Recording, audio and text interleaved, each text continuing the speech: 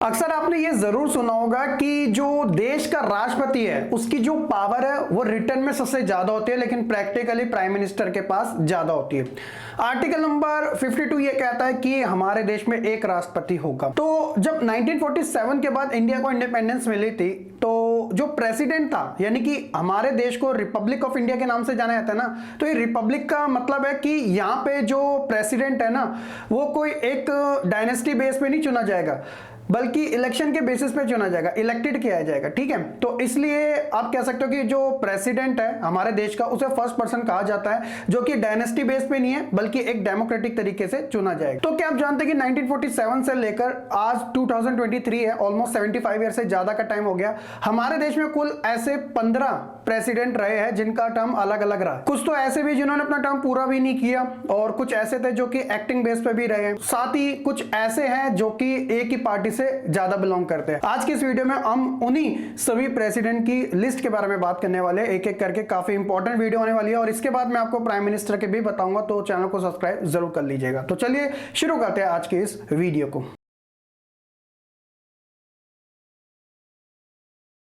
List के बारे में जानने से पहले कुछ इंपॉर्टेंट चीजें जो प्रेसिडेंट के बारे में बताई गई है। The president of India is the head of state of the republic of India and the supreme commander of Indian arm forces.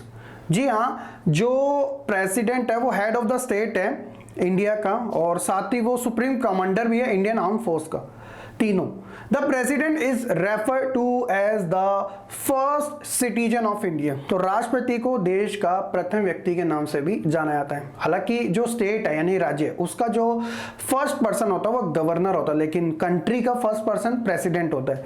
The president is elected by electoral college composed of elected member of the parliament houses, the Lok Sabha and the Rajya Sabha and also member of Vidhan Sabha, the state legislative assemblies. देखिए हमारे देश के अंदर जो election होता है कुछ direct basis पे होता है, कुछ इनडायरेक्ट। तो डायरेक्ट बेसिस पे तो लोकसभा के इलेक्शन हो गए जिसे हम प्राइम मिनिस्टर वाले कहते हैं। इसके अलावा स्टेट असेंबली के इलेक्शन जिसमें सीएम का ज्यादा रोल रहता है, और कुछ लोकल लेवल के इलेक्शन, रूरल और अर्बन। लेकिन कुछ ऐसे इलेक्शन भी जो इनडायरेक्ट बेसिस पे होते हैं, जैसे प्रेसिडेंट के इलेक्शन, वाइस प्रेसिडेंट के इलेक्शन। तो प्रेसिडेंट के इलेक्शन के अंदर कौन पार्टिसिपेट करता है? जो हमारे रिप्रेजेंटेटिव होते हैं, यानी कि लोकसभा राज्यसभा के मेंबर और जो स्टेट असेंबली के एमएलएज होते हैं, एमपी एंड एमएलए। ठीक है, तो जरा ध्यान रखना। इसके बाद अगर हम शुरुआत करें अपने उन प्रेसिडेंट की लिस्ट के बारे में, तो इसमें सबसे पहले नंबर पे आते हैं डॉक्टर राजेंद्र प्रसाद। देश के पहले राष्ट्रपति थे डॉक्टर राजेंद्र प्रसाद, बिहार के रहने वाले।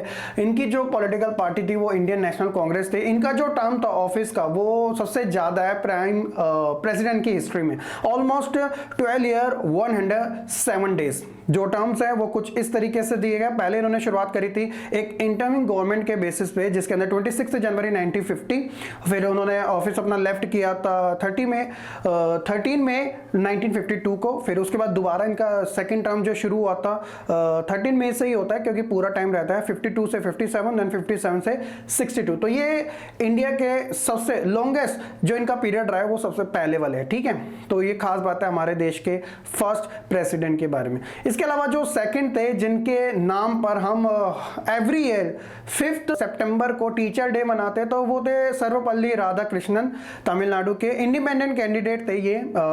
इनका जो टर्म था वो ऑलमोस्ट पूरे 5 ईयर इन्होंने कंप्लीट किया था, जो कि 62 से लेकर 67 का था। इस लिस्ट में थर्ड पोजीशन पे आते हैं जाकिर हुसैन, जो कि एक इंडिपेंडेंट प्रेसिडेंट थे, कोई पॉलिटिकल पार्टी से बिलोंग नहीं करते थे, आंध्र प्रदेश के।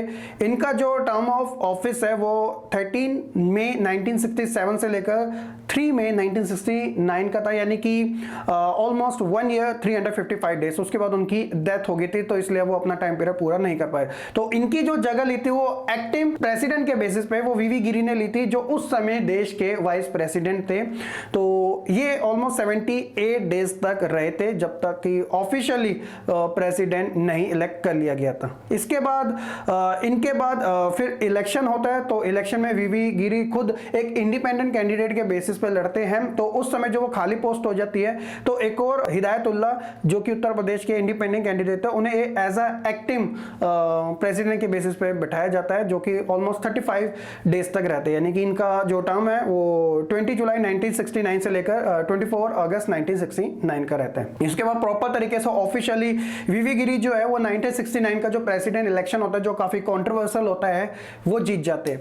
तो नेक्स्ट इंडिया के 4th ऑफिशियली प्रेसिडेंट बनते हैं, जिनका टर्म पीरियड जो है 24 अगस्त 1969 से 24 अगस्त 1974, यानी ऑलमोस्ट अपने 5 ईयर को पूरा करते हैं। 5th पोजीशन पे आते हैं, इनका नाम काफी इंपॉर्टेंट है, जीके वाले क्वेश्चन में काफी पूछ लिया जाता है कि वो कौन से प्रेसिडेंट थे जिन्होंने इमरजेंसी इंपोज करी थी। 1975 में जब इमरजेंसी लगी थी तो इमरजेंसी लगाने वाले जो प्रेसिडेंट थे वो इनका नाम है फखरुद्दीन अली अहमद, ठीक है।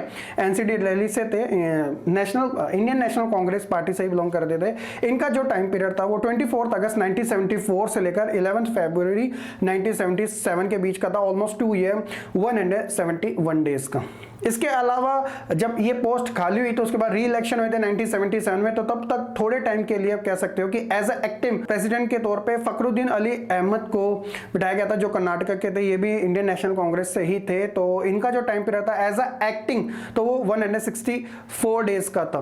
तो 11 फरवरी 1977 से लेकर 25 जुलाई 1977 का। 6th नंबर पे आते हैं नीलम संजीव रेड्डी, जो कि ओपोनेंट थे 1969 के वीवी गिरी के सामने, जो कि लग रहा था कि जीत जाएंगे बट वो हार गए अनफॉर्चुनेटली, बट आगे चल के ये बन गए थे।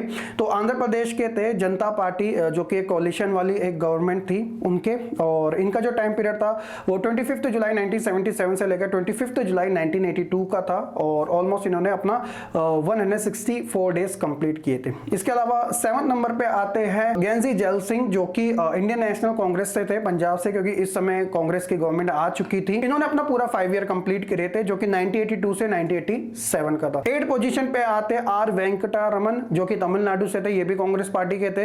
इनका भी जो टाइम पीरियड था उन्होंने भी पूरा किया था 87 से लेकर 1992 का, क्योंकि ये जो एरा था ना वो कांग्रेस का एक पीक लेवल का था, क्योंकि 1980 में इलेक्शन हुए तो इंदिरा गांधी जीत गई, 1984 में उनकी डेथ हुई तो उनके बेटे राजीव गांधी आए, तो वो भी एक रिकॉर्ड ब्रेकिंग उन्होंने जीत ली थी, 400 से ज्यादा सीटें। तो इसलिए आप कह सकते हो कि इस समय कांग्रेस की तो तूती बोल दी। इसके अलावा बात आती है 9th नंबर के शंकर दयाल शर्मा, जो कि मध्य प्रदेश के थे, ये भी कांग्रेस पार्टी से, इन्होंने भी अपना टाइम पीरियड जो था वो फुल किया था, मतलब पूरा किया था 1992 से लेकर 1997 का। इसके बाद बात आती है के आर नारायण की, जो केरला से थे, आईएनसी इंडियन नेशनल कांग्रेस से, जिन्होंने अपना टाइम पीरियड 1997 से लेकर 2002 कंप्लीट किया था, ऑलमोस्ट 5 ईयर का। इसके अलावा बात आती है, जी हाँ, मिसाइल मैन ऑफ इंडिया के नाम से जाने वाले सबसे फेमस इंडिया के प्रेसिडेंट, आप में हो सकता है कि बहुत कम ही जने जानते हो कि हमारे देश के राष्ट्रपति भी है, क्योंकि ज्यादातर लोग इन्हें साइंटिस्ट के बेसिस पे, मिसाइल मैन ऑफ इंडिया के बेसिस पे जानते हैं। डॉक्टर एपीजे अब्दुल कलाम, जो कि इंडिपेंडेंट है तमिलनाडु के, इन्होंने भी अपना ऑब्वियसली 5 ईयर कंप्लीट किए थे 2002 से लेकर 2007 के बीच,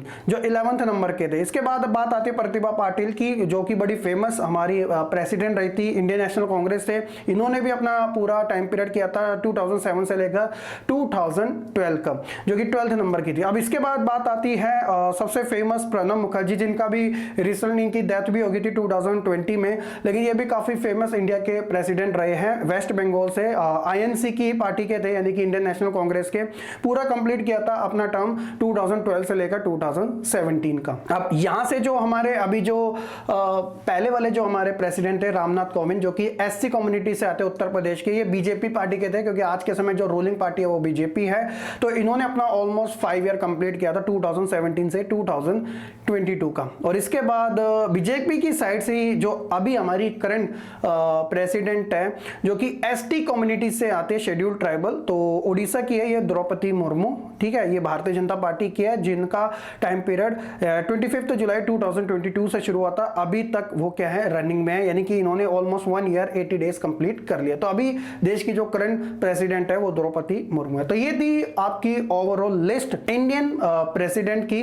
अगर देखा जाए यहाँ पे टाइमलाइन के अकॉर्डिंग कि किस पार्टी से ज्यादा प्रेसिडेंट रहे हैं, तो देखो कांग्रेस से सबसे ज्यादा रहे, टोटल 8, जनता पार्टी जो था उससे 1, बीजेपी के 2, रामनाथ कोविंद और द्रौपदी मुर्मू, इंडिपेंडेंट जो लीडर थे वो 4 थे, और एक्टिंग प्रेसिडेंट जो थे वो 3 थे।